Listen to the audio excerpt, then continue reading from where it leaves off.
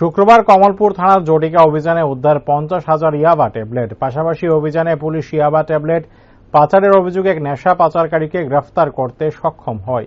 এছাড়া এই পাচার কাজে ব্যবহৃত একটি গাড়ি আটক করে পুলিশ। কমলপুরের এসডিপিও সমুদ্র দেববর্মা জানান, উদ্ধার হওয়া ইয়াবা ট্যাবলেটের বাজার মূল্য প্রায় 1,25,00,000 টাকা। তাছাড়া এই পাচার বাণিজ্যের সাথে অন্য কেউ জড়িত কিনা তা তদন্ত করে দেখছে পুলিশ।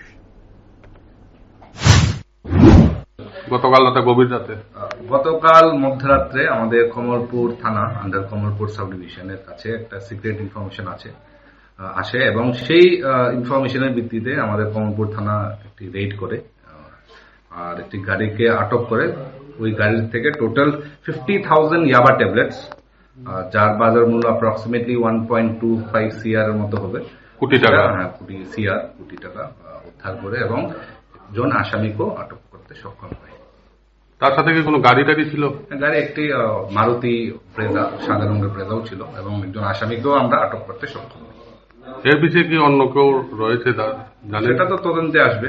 অল ফরওয়ার্ড লিঙ্কেজেস, ব্যাকওয়ার্ড লিঙ্কেজেস সবকিছুই দেখা হবে।